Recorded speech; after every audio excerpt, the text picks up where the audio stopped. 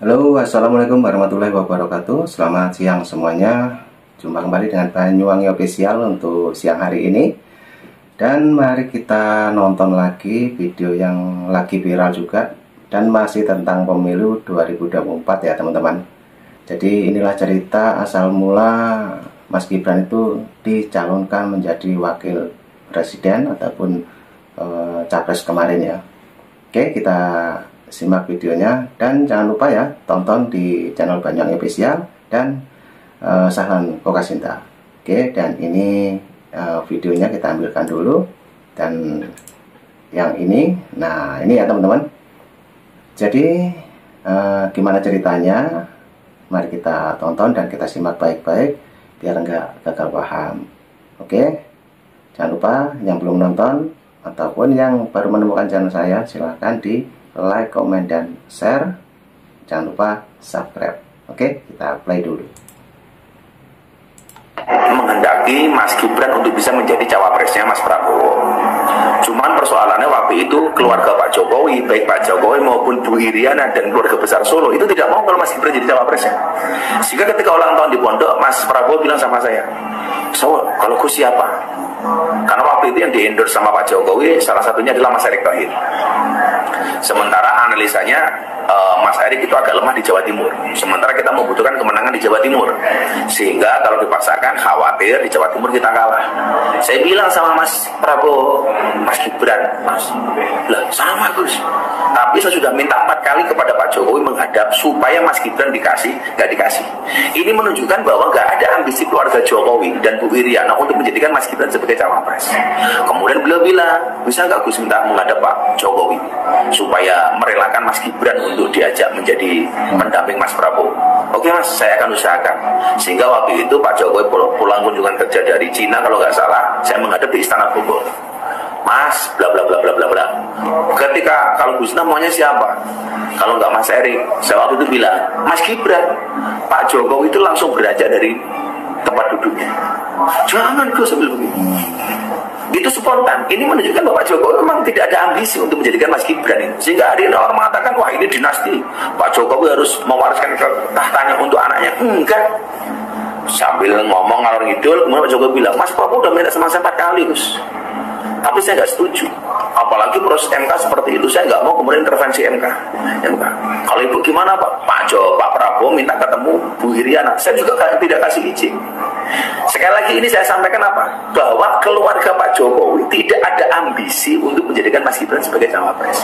Sehingga apa yang saya sampaikan ini benar-benar bahwa keinginan untuk mencawapreskan Mas Gibran itu dari masyarakat. Ya orang-orang kayak saya itu. Saya ngeyel waktu itu, pokoknya Mas Gibran. Kalau nggak Mas Gibran siapa Gus? Kalau nggak Mas Gibran mungkin Bu Khofifah. Nah, pertimbangan saya sebagai ketua Muslimah dan kedua sebagai gubernur Jawa Timur. Makanya kenapa setelah saya dari istana saya soal Bu Khofifah waktu itu kan ada videonya. Nah, dalam rangka itu. Nah, setelah itu saya komunikasi intensif dengan Mas Gibran. Mas Gibran ke pondok saya beberapa kali, saya ke balai kota, macam-macam, ke Solo. Dan Mas Gibran, ampun aku masih banyak yang lain dan sebagainya. Sampai keluar putusan MK itu, Mas Gibran masih ketemu saya. Enggak Gus, Bapak tidak mengizinkan. Bapak tidak mengizinkan. Nah, Mas Prabowo terus komunikasi dan alhamdulillah akhirnya ketemu titik temu. Mas Gibran akhirnya mau. Itu pun mau, itu sehari sebelum dideklarasikan. Sebelumnya nggak mau Pak itu. Ini menunjukkan bahwa nggak ada ambisi baik dari Pak Jokowi maupun dari Mas Gibran. Kira-kira. Kalau kemudian sejak kapan Gus minta pengen menggabungkan Mas Prabowo dengan Mas Gibran? Saya sejak bulan puasa. Jadi waktu itu belum ada nama Gibran, belum ada. Makanya saya dulu punya pantun tuh Gibran ketika ada dari balai kota Solo, saya bilang beli gorengan dapatnya ramen. Ada Mas Gibran calon wakil presiden. Wah itu udah jauh. Prabowo Gibran sudah menang dalam posisi 60% kurang lebih. Ya, artinya. Nah itu teman-teman ya, itu tadi cerita, sedikit cerita asal mula Mas Gibran ataupun dicalonkan menjadi wakil presiden ya, ataupun pemilihan umum kemarin capres ya. Nah begitu ceritanya tadi dari Gus Miftah ya, Pak Ustadz ataupun Gus Miftah. Oke, untuk bapaknya ini mari kita dengarkan bagaimana pendapatnya bapak ini. Mari kita dengarkan, let's go. Mutlak 1 putaran, dan karena itu saya menghimbau tidak produktif dan kontradiktif dan kontraproduktif ya, dan merugikan kalau ada kelompok-kelompok yang masih mau mempermasalahkan itu. Saya yakin tidak akan berhasil, tidak akan menang.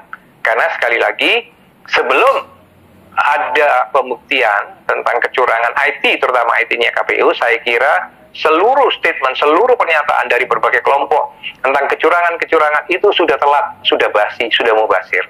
Karena itu sebenarnya kecurangan itu sudah berlangsung jauh sebelumnya. Ya, tetapi nggak ada yang demo di situ, nggak ada yang protes. Nah, kenapa sekarang setelah Anies Imin kalah, Ganjar Mahfud kalah, baru protes-protes? Ingat, kalian nanti akan dibentur-benturkan sendiri. Jangan lupa loh, baru sehari Surya Paloh sudah mau ketemu Jokowi. Untuk apa tentu? Makan malam di istana. Untuk apa?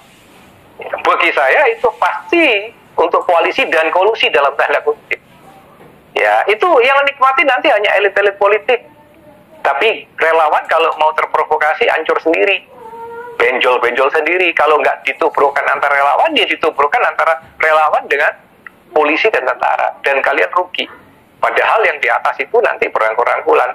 Ya, ingat aja dulu kasusnya Pak Prabowo dengan Jokowi.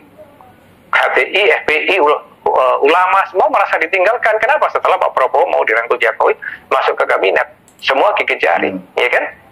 Nah, itu biarkan. Jadi biar saja sekarang sudah Pak Prabowo dan Gibran menikmati. Toh nanti program-programnya itu semua pasti juga untuk dinikmati. Ya, makan gratisnya pasti kan juga mungkin anak-anak kalian juga ikut menikmati.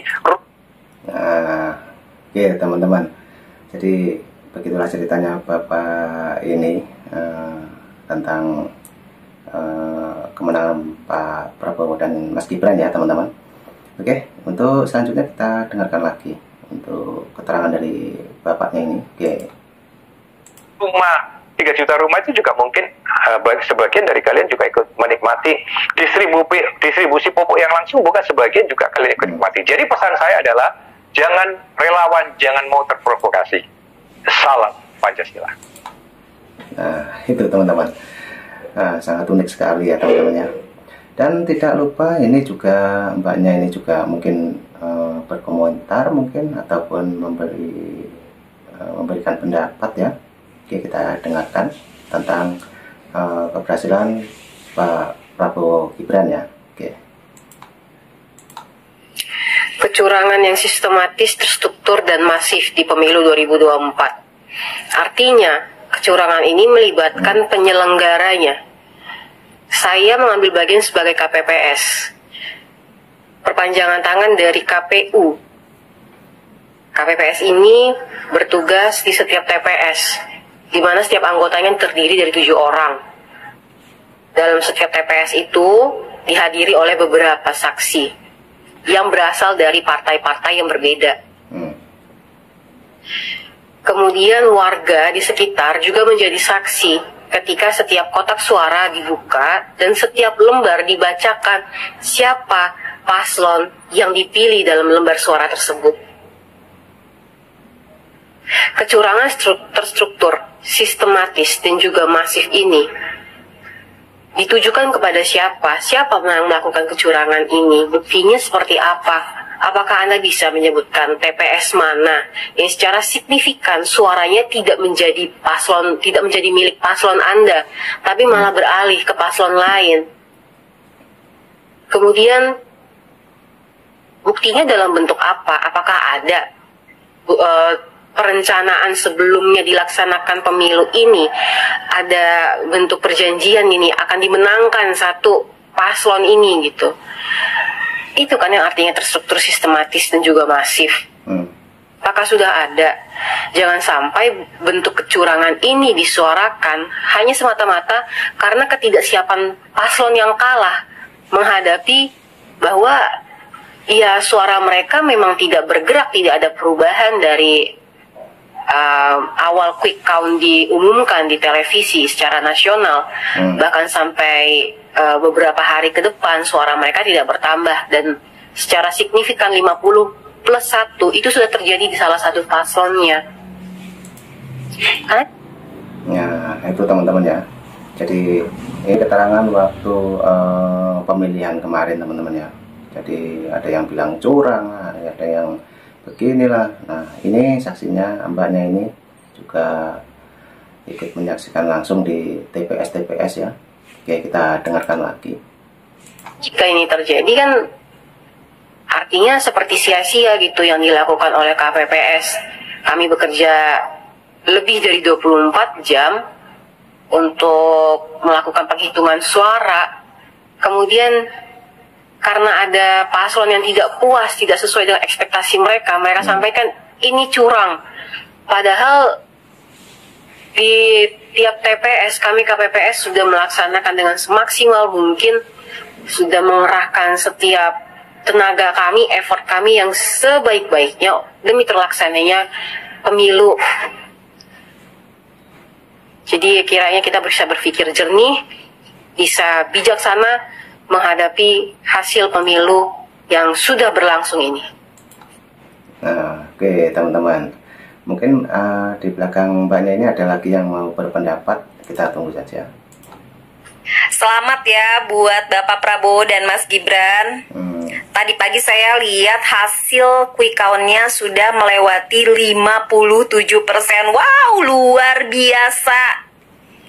Nah, pemilu kali ini benar-benar banyak pembelajarannya bagi kita sebagai rakyat Indonesia.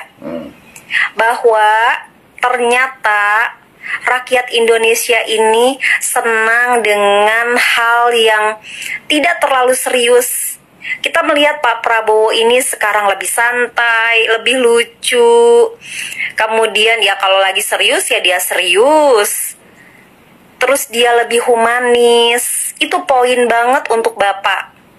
Kemudian jargon-jargon yang dibikin oleh masyarakat sebagai pendukung Pak Prabowo ini seperti oke gas, sorry ye, kemudian Samsul dan lain sebagainya itu juga membantu suara Pak Prabowo.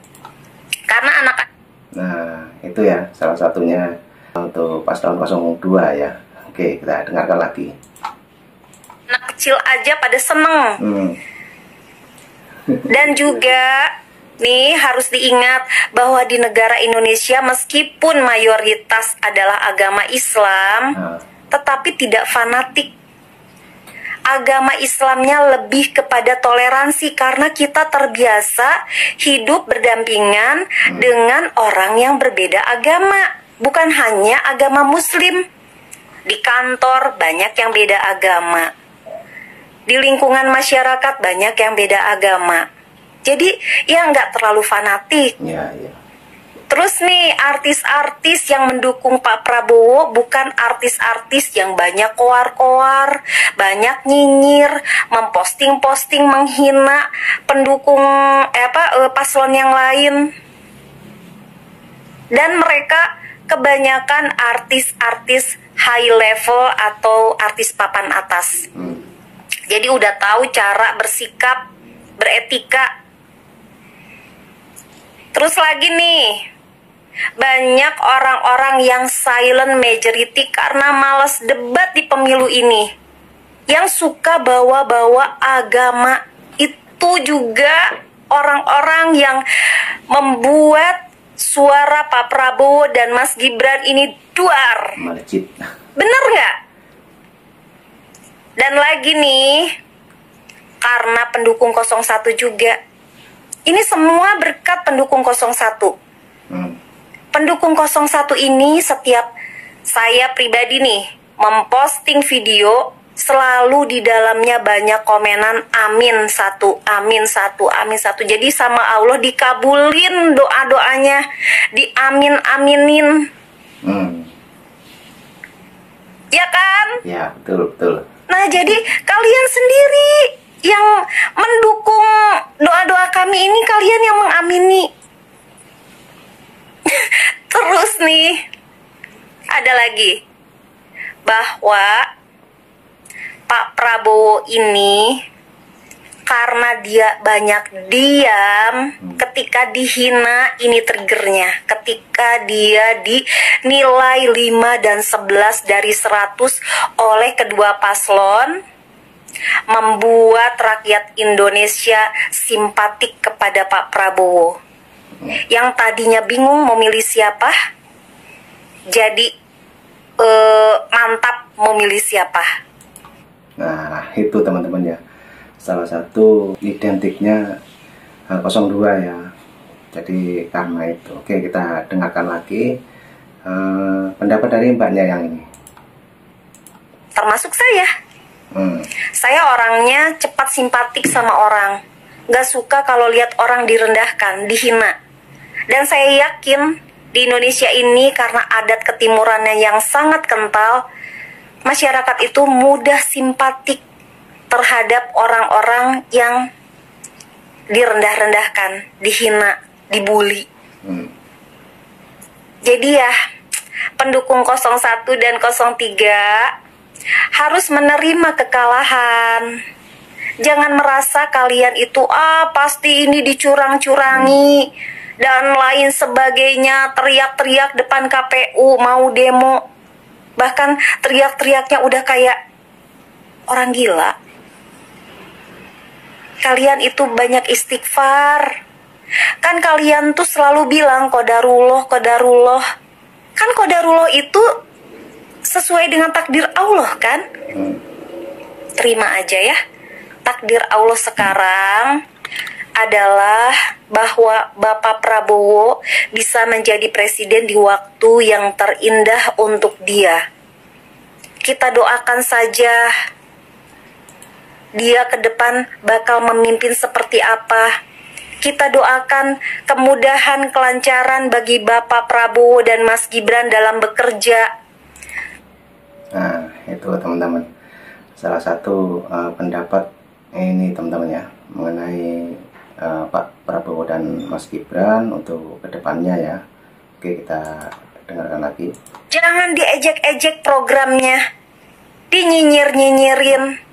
Memangnya kalian kalau misalnya paslon kalian yang menang, programnya bakal langsung dijalankan sukses 100%? Gak yakin. Saya gak yakin. Kemudian bisa membawa rakyat sejahtera, saya gak yakin. Apalagi kemarin Umi Pipik sebagai panutan bagi banyak perempuan muslimah membuat postingan seolah-olah Pak Anies Baswedan ini sifatnya sama dengan Rasulullah. Saya tidak terima ya Umi. Kalaupun nih ada orang yang mendukung Pak Prabowo bilang bahwa Pak Prabowo ini sama dengan Rasulullah, saya pun tidak terima. Apalagi seorang Anies Baswedan, siapa dia? Disama-samakan dengan Rasulullah. Saya tadinya mengagumi Umi, tapi setelah postingan kemarin, saya jadi berpikir ini agama kita kok diobok-obok oleh pendukung 01 yang mengaku paling salih, paling salihah, paling hijrah. Jadi sekarang mari kita sama-sama legowo menerima apapun hasil dari KPU. Oke, dan selanjutnya ini juga ada masnya mungkin mau berpendapat juga ya. Oke, kita dengarkan. Ini semua bukan tentang kecurangan, tapi tentang Anies yang wajib menang. Yang terhormat Bapak Anies Baswedan, menurut saya, demokrasi di negara ini bukan rusak karena Bapak Prabowo Subianto naik, tapi karena Anda. Kenapa karena Anda? Karena menurut saya, demokrasi Indonesia ini diacak-acak atau diobrak-abrik oleh Anda dan mendukung Anda.